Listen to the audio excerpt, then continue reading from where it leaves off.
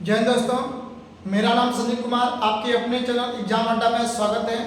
मेरे प्यारे बच्चे, बहुत ऐसे बच्चे थे क्लास में ऑफलाइन जब क्लास हम करा रहे थे, नए नए बच्चे आ रहे हैं तो उनको किसी भी एलिमेंट्स पर कब पॉजिटिव और कब नेगेटिव हो रहा है ये स्पष्ट नहीं हो पा रहा। इसलिए मैं उन बच्चों के लिए और जो विशेषकर ये नहीं जानते हैं कि कौन सा एलिमेंट्स पॉजिटिव है और कौन सा एलिमेंट्स नेगेटिव है, उन बच्चों के लिए आज का वीडियो हम बना रहे हैं। मैं चाहूँगा कि आप लोग वीडियो को अंत तक देखें और वीडियो के अंत तक बने रहें, जिससे आपको आज स्पष्ट रूप से समझ में आएगा कि हमारा कोई भी तत्व पॉजिटिव कब हो रहा है और कोई भी तत्व हमारा नेगेटिव कब हो रहा है। चलिए हम लोग प्रारंभ करते हैं। तो आज का हम लोग का जो टॉपिक है मेरे प्यारे बच्चे, आज का टॉपिक जो है परमाणु। आज का जो टॉपिक है परमाणु, इसको हम लोग एटम बोलते हैं। क्या बोलते हैं मेरे प्यारे बच्चे? एटम बोलते हैं। परमाणु क्या है? चलिए देखिए, यदि परमाणु का हम परिभाषा देखें तो इसको हम लोग बहुत गहराई से जाने के लिए कम से कम 2 से 4 वीडियो का लेक्चर करना पड़ेगा, लेकिन मैं केवल और केवल आज उतना ही चीज बता रहा हूं जिससे बच्चा समझ सके कि कोई भी तत्व कब पॉजिटिव यानी धनात्मक हो रहा है और कब ऋणात्मक हो रहा है। तो मेरे प्यारे बच्चे, सबसे पहले नंबर आपको हम बता देते हैं कि परमाणु क्या है। परमाणु किसी तत्व या पदार्थ का अत्यंत सूक्ष्म कण है। परमाणु किसी तत्व या पदार्थ का अत्यंत सूक्ष्म कण है जो रासायनिक अभिक्रिया में भाग लेता है, किंतु स्वतंत्र अवस्था में नहीं बदलता। मैंने क्या बोला? परमाणु किसी तत्व या पदार्थ का अत्यंत सूक्ष्म कण होता है जो रासायनिक अभिक्रिया में भाग लेता है किंतु स्वतंत्र अवस्था में नहीं पाया जाता। अब हम लोग थोड़ा सा बात करते हैं। जॉन डाल्टन का नाम जाने होंगे, सुने होंगे। जॉन डाल्टन ने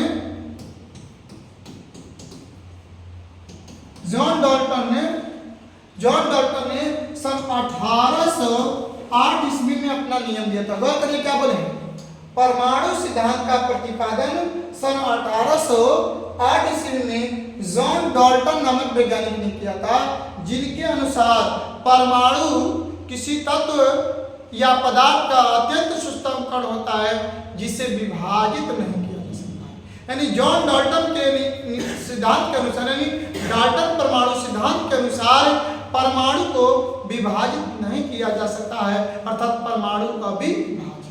यानी जॉन डाल्टन ने तो बतला दिया कि परमाणु को विभाजित यानी विघटित नहीं किया जा सकता है, लेकिन आधुनिक वैज्ञानिकों ने आकर के पुष्टि कर दिया कि नहीं, परमाणु को भी विभाजित किया जा सकता। आधुनिक वैज्ञानिक में कौन थे? तो आधुनिक वैज्ञानिक में हमारे थे Rutherford, Goldstein, J Thomson, James Chadwick, Nils bore इत्यादि वैज्ञानिकों ने आकर के डाल्टन के परमाणु सिद्धांत का खंडन विरोध किया और कहा कि नहीं, परमाणु को भी विभाजित किया जा सकता है और परमाणु को 1-2 नहीं, करीब 30 मौलिक कणों में विभाजित किया जा सकता है।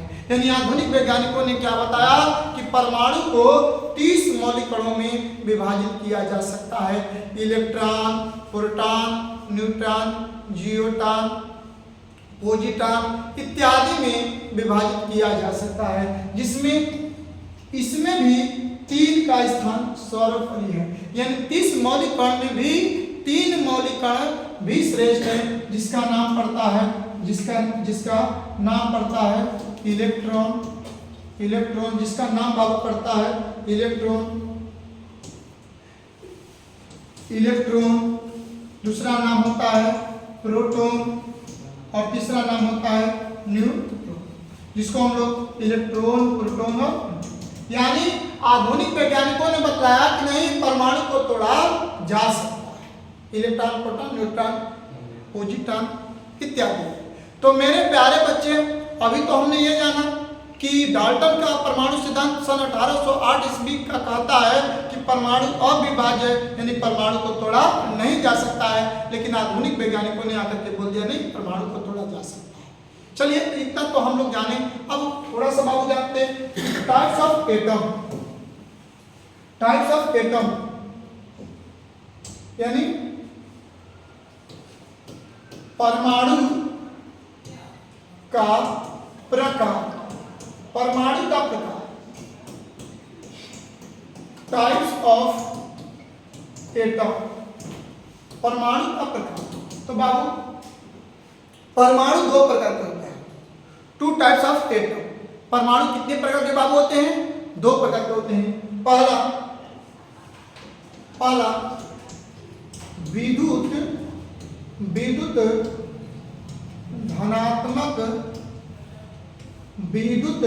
धनात्मक परमाणु, विद्युत धनात्मक इलेक्ट्रो पॉजिटिव एटम। यानी बाबू पहला क्या हो जाएगा? विद्युत धनात्मक परमाणु, इलेक्ट्रो पॉजिटिव एटम। दूसरा क्या हो जाएगा? बोलो गौरव। दूसरा हो जाएगा विद्युत ऋणात्मक परमाणु, विद्युत ऋणात्मक परमाणु। इसको बोलते हैं इलेक्ट्रो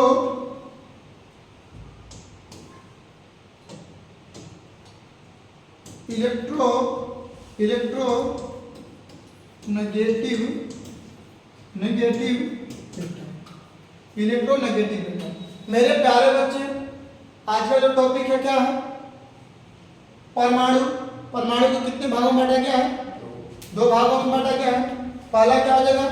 विद्युत धनात्मक परमाणु, जिसको हम लोग को बोलेंगे इलेक्ट्रोपॉजिटिव एटम। दूसरा क्या हो जाएगा?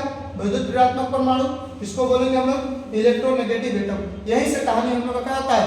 प्रारंभ। मेरा कहानी यहीं से प्रारंभ होता है। चलिए अब आप लोग को हेडिंग डलवाते हैं, विद्युत धनात्मक परमाणु, इलेक्ट्रोपॉजिटिव एटम क्या है।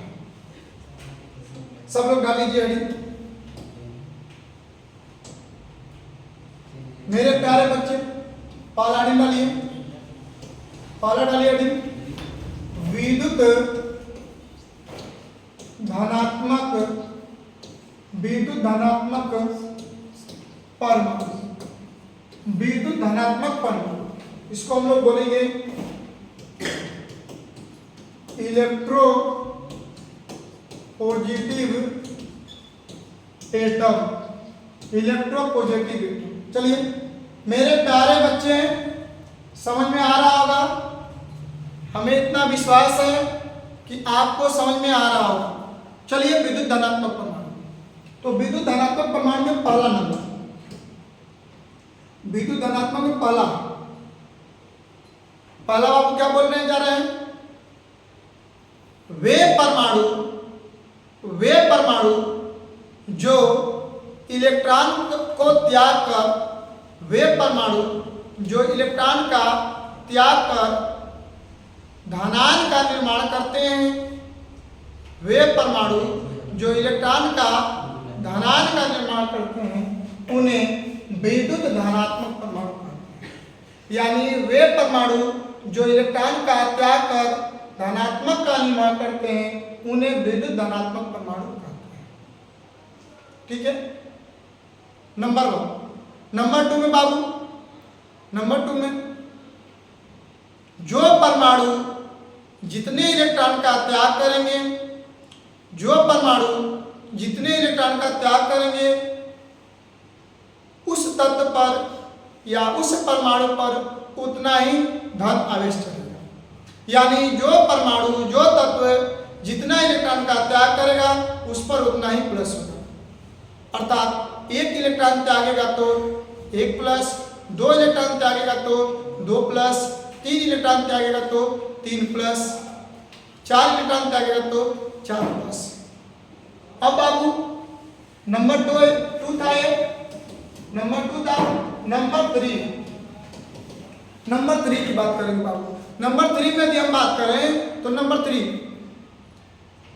विद्युत धनात्मक परमाणु इलेक्ट्रॉन का त्याग कर औष्टक नियम का पालन करते हैं। विद्युत धनात्मक परमाणु इलेक्ट्रॉन का त्याग कर औष्टक नियम का पालन करते हैं। मतलब कि ऑक्टेव लॉ का रूल का फ्लो करते हैं।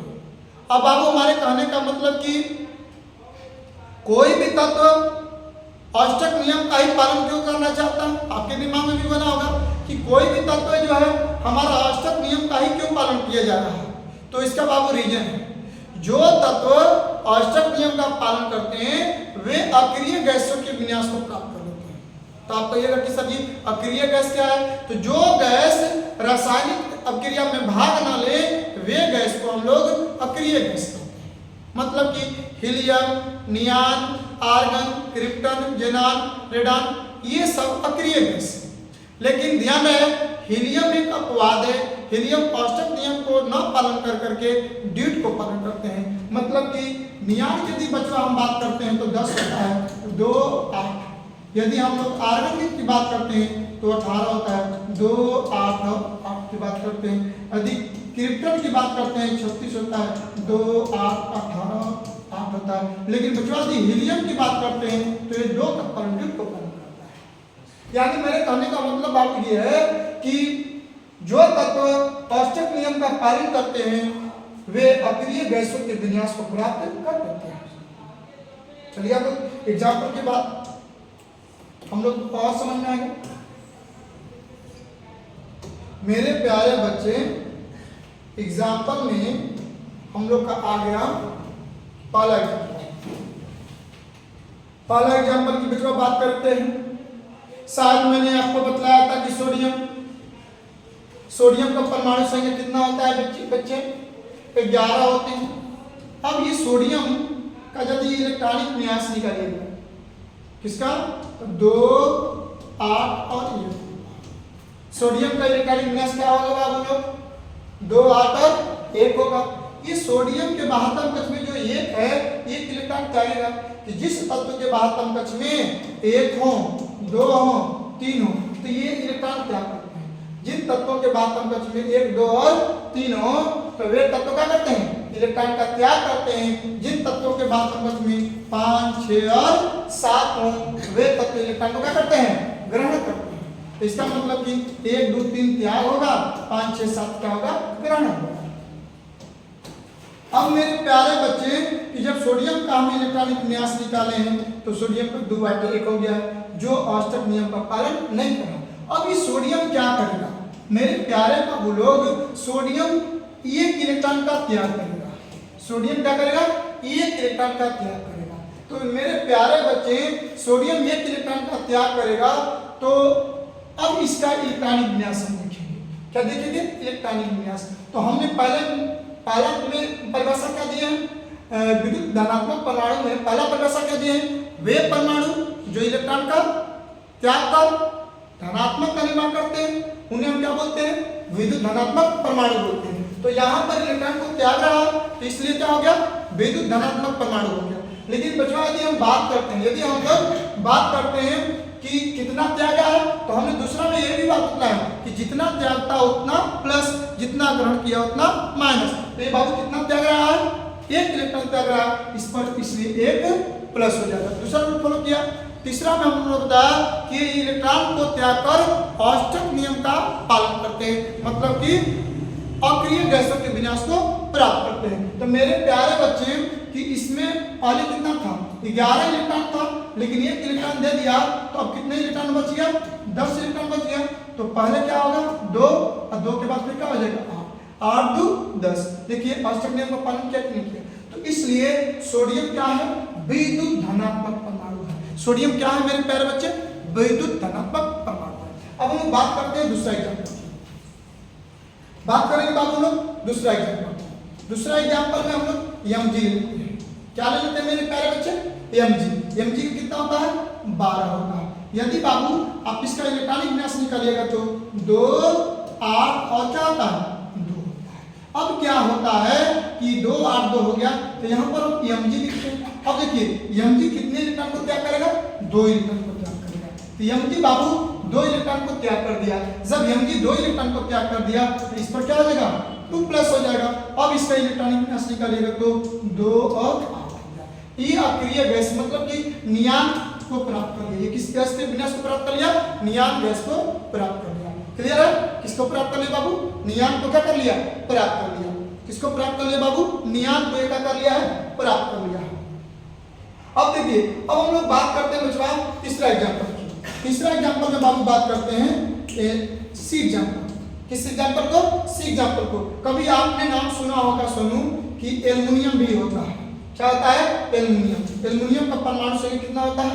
13 होता है। जब बाबू इसका इलेक्ट्रॉनिक विन्यास निकालोगे, जब इसका इलेक्ट्रॉनिक विन्यास निकालोगे तो 2, 8 और 3। मैंने कहा कि जिसके बाद तक में 1, 2, 3 इलेक्ट्रॉन हो, क्या करते हैं? त्याग करते हैं।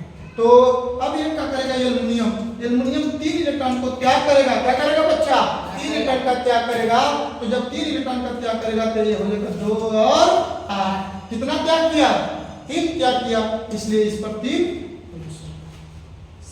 आई होप कि आपको समझ में आ रहा है। समझ में आ रहा है? चलिए अब हम एक और एग्जांपल लेते हैं। इसको स्क्रीनशॉट कर लीजिए, इसको स्क्रीनशॉट कर लीजिए। चलिए अब एक बात करते हैं बाबू तीसरा एग्जांपल, चौथा एग्जांपल हो गया।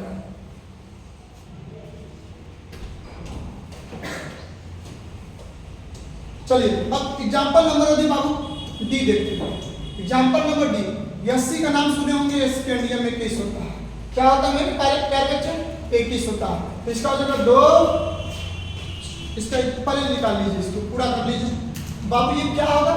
तो इसका इलेक्ट्रॉनिक विन्यास 2, 8, 8 और क्या होगा? 3 होगा। इसके इंडियम क्या करता है? 3 इलेक्ट्रॉन को त्याग करता है। 3 इलेक्ट्रॉन को क्या करता है बाबू? त्याग करता है। तो इसके इंडियम 3 इलेक्ट्रॉन को बाबू त्याग करता है। क्या करता है मेरे प्यारे बच्चे? 3 इलेक्ट्रॉन को। तो इस पर क्या हो जाएगा? 3 प्लस हो जाएगा और हो जाएगा 2, 8, 8। क्या हो जाएगा? 2, 8 और 8। देखिए ये अक्रिय गैस के विन्यास को प्राप्त किया कि नहीं किया? बिल्कुल किया। क्या किया बाबू? बिल्कुल अक्रिय गैस के विन्यास को प्राप्त कर चुका है, कर चुका है। अब हम बात करते हैं, अब बात करते हैं बाबू एग्जाम्पल नंबर 3 का। एग्जाम्पल नंबर 3 का बात करते हैं। तो आप एजी का नाम सुना होगा।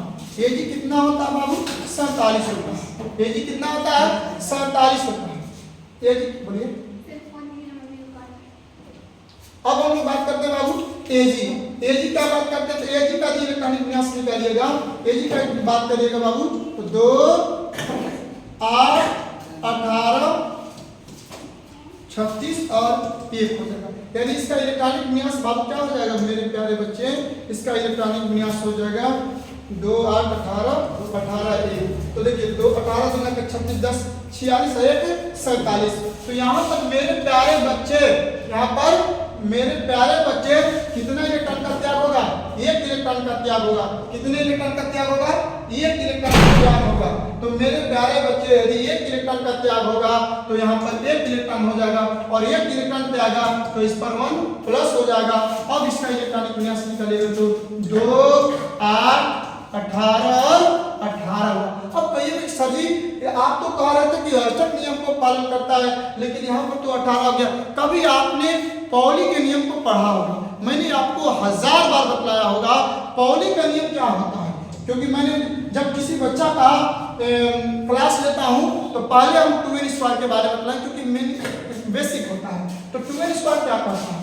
2n स्क्वायर कहता है कि मेरे बाहर पक्ष में या तो 2 होगा, या तो 8 होगा, या तो 18 होगा, या तो 32 होगा, या तो आपको 50 होगा, या 72 होगा, या 98 होगा। इस तरह करके होता है। तो मेरे प्यारे बच्चे यदि बाहर कक्ष में ये कोई भी तत्व आए, कोई भी इलेक्ट्रॉन आ जाए तो समझो कि वो क्या है? स्थानीय है। इसलिए यहाँ पर ये इलेक्ट्रॉन त्याग करके एजी क्या हो गया? स्थानीय। तो जैसा कि आपको समझ में आ रहा होगा, आपको विद्युत धनात्मक परमाणु समझ में आ चुका है। अब हम लोग बात करेंगे विद्युत ऋणात्मक परमाणु नंबर 2। क्या बात करते हैं? नंबर 2। इसको स्क्रीनशॉट करना है तो कर लीजिए, इसको स्क्रीनशॉट करना है तो कर लीजिए। मेरे प्यारे बच्चे यदि वीडियो आपको समझ में आ रहा है तो आप अभी तक चैनल को सब्सक्राइब नहीं किए हैं तो चैनल को सब्सक्राइब कर बेल आइकन घंटी को ऑल नोटिफिकेशन में दबा दें, जिससे इस चैनल पर किसी प्रकार का वीडियो अपलोड हो तो आपके पास नोटिफिकेशन में पहुंच जाए। चलिए हम लोग बात करते हैं नंबर 2 की बात करते हैं। नंबर 2 की बात करते हैं। नंबर 2 में बात आएगा हम लोग का विद्युत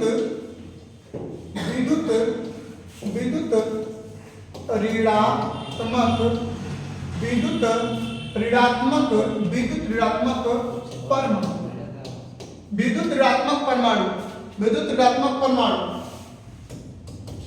इलेक्ट्रो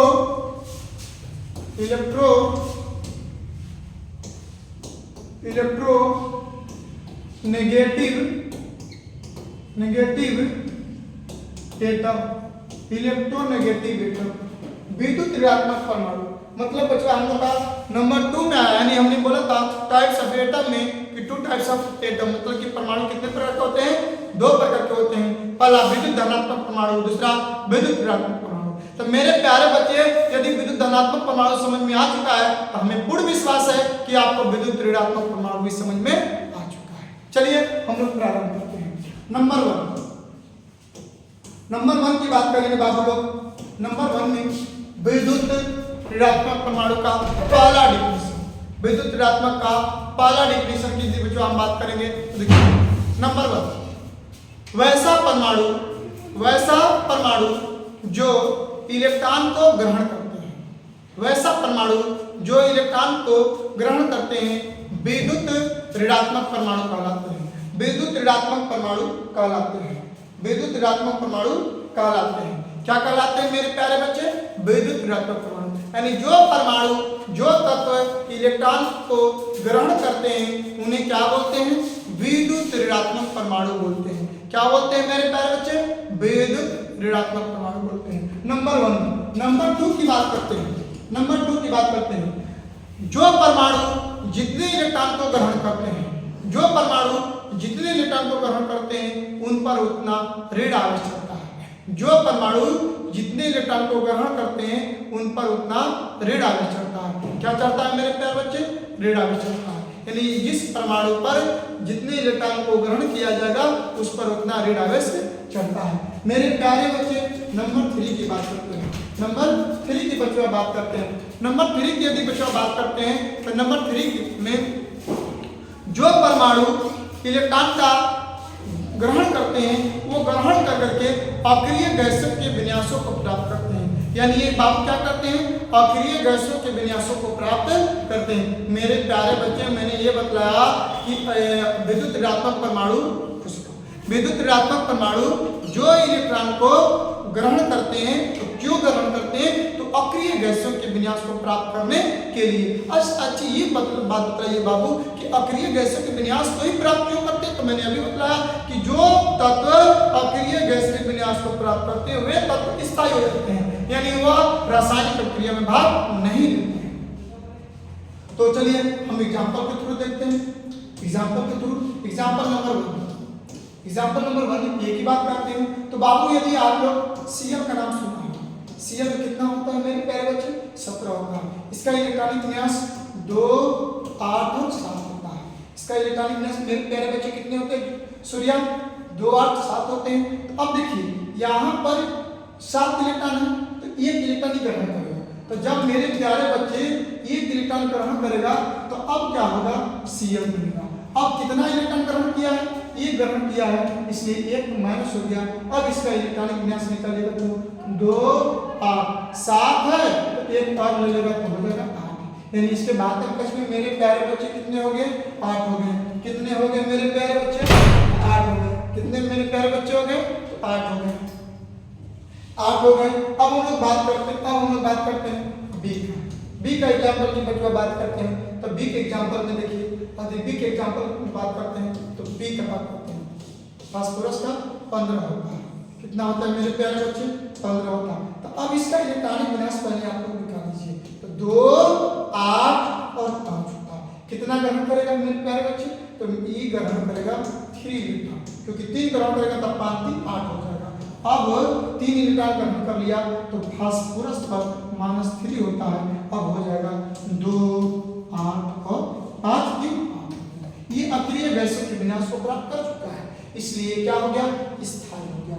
क्या हो गया मेरे प्यारे बच्चे, स्थायी। इसको स्क्रीनशॉट कर लीजिए। अब अगला एग्जांपल देखते हैं। चलिए एग्जांपल नंबर यदि हम बात करते हैं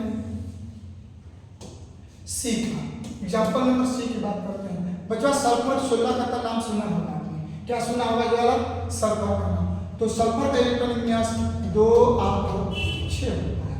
तो 2, 8, 6 तो कितना ग्रहण करेगा, 6, 2, 2 इलेक्ट्रॉन ग्रहण किया, तो बाबू 2 ग्रहण किया इसलिए 2 माइनस। अब बाबू इसका इलेक्ट्रॉनिक विन्यास 2 8 और 6 2 8। ये अक्रिय गैसों के विन्यास को प्राप्त कर चुका है, अक्रिय गैसों के विन्यास को प्राप्त कर चुका है। एग्जाम्पल नंबर डी की बात करते हैं। एग्जाम्पल नंबर बाबू किसका? डी का। ऑक्सीजन का नाम सुना होगा। ऑक्सीजन का 2 और 6 होते हैं। कितने होते हैं? 2 और 6 होते हैं। तो कितना ग्रहण करेगा? 2 इलेक्ट्रॉन। तो 2 इलेक्ट्रॉन ही ग्रहण कर लिया। मेरे प्यारे बच्चे कितने ग्रहण कर लिया? 2 इलेक्ट्रॉन ग्रहण कर लिया। तो 2 इलेक्ट्रॉन जब ग्रहण किया तो इस ऑक्सीजन पर -2 हो जाएगा। क्या हो जाएगा? -2 हो जाएगा। अब इस तरह इसका इलेक्ट्रॉनिक विन्यास 2 और 6 2 8 कितना हो गया? जो अक्रिय गैसों के विन्यास को प्राप्त यानी नियान को प्राप्त कर लिया। किसको प्राप्त कर लिया? नियान को प्राप्त कर लिया। चलिए हम एग्जांपल आगे देखते हैं। ये किसको प्राप्त किया? तो 2 बार 10 10 8 18 यानी ये आर्गन के विन्यास को प्राप्त किया जो अक्रिय गैस है। ये नियान के विन्यास को प्राप्त किया जो अक्रिय गैस है, यानी ये भी अक्रिय और ये भी अक्रिय। ये सल्फर आर्गन के विन्यास को प्राप्त किया, ऑक्सीजन नियान के विन्यास को प्राप्त किया। एग्जांपल नंबर 1 को और देख लेते हैं और अब आगे बढ़ जाते हैं। इसके बाद मेरे प्यारे बच्चे क्या बढ़ जाते हैं? आगे बढ़ जाते हैं। एग्जांपल नंबर ई। एग्जांपल नंबर ई। एग्जांपल नंबर ई की बात करेंगे बच्चों। एग्जांपल नंबर किसकी बात करेंगे? ई की बात करेंगे। तो एग्जांपल नंबर ई में हम लोग लेते हैं नाइट्रोजन। क्या लेते हैं? नाइट्रोजन का 7 होता है, 2 और 5 होगा। क्या होगा? 2 और 5। तो यहाँ पर 5 इलेक्ट्रॉन है। ये कितना इलेक्ट्रॉन ग्रहण करेगा कि 8 होगा? तो 3 इलेक्ट्रॉन ग्रहण करेगा। कितने इलेक्ट्रॉन ग्रहण करेगा? 3 इलेक्ट्रॉन ग्रहण करेगा। इसलिए ये अब हो गया नियान पर -3। बहुत ऐसे बच्चे थे जो कहते थे कि सर जी माइनस कैसे 3 हो गया, हमको पता नहीं चला। अब पता चल गया होगा। तो हो जाएगा 2 और 3 2 5 5 3 8 यानी हो गया 8। क्या हो गया मेरे प्यारे बच्चे? 8 हो गया। अब आप लोग को समझ में आ चुका होगा, मेरे प्यारे बच्चे समझ में आ चुका होगा कि कौन तत्व धनात्मक है, कौन तत्व ऋणात्मक है। मेरा जितना काम था मैंने तो किया, आपका जितना काम है आप करिएगा। अभी तक यदि चैनल को सब्सक्राइब नहीं किए हैं तो चैनल को सब्सक्राइब कर बेल आइकन घंटी को दबाएं और अपने दोस्त मित्र को भी शेयर करें। मैं आपको कुछ HW के रूप में दे रहा हूं, आप लोग उसको कमेंट में आंसर दीजिएगा कि सर जी कौन विद्युत धनात्मक है और कौन विद्युत ऋणात्मक है, यानी कौन इलेक्ट्रोपॉजिटिव एटम है और कौन इलेक्ट्रोनेगेटिव एटम है। चलिए हम आपको एग्जांपल दे रहे हैं, आप इसको बना करके जरूर, हम चाहेंगे कि आप लोग उसको बना करके जरूर दिखाइएगा। मैं चाहूंगा कि आप उसको जरूर दिखाइएगा, नहीं दिखाइएगा तो भाई मेरा काम बिगड़ेगा, अपना बिगड़िएगा। लेकिन मैं चाहूंगा कि ना मेरा बिगाड़िए ना अपना बिगाड़िए, काम करिए। चलिए बस क्वेश्चन समझिए, कौन विद्युत धनात्मक है और कौन विद्युत ऋणात्मक है। चलिए ए में देखते हैं। ए में हम लोग बात करते हैं बच्चों Ag की। बी में बाबू बात करते हैं, बी में बात करते हैं फ्लोरीन की। सी में बाबू बात करते हैं Br की। डी में मेरे बेटा बात करते हैं हम लोग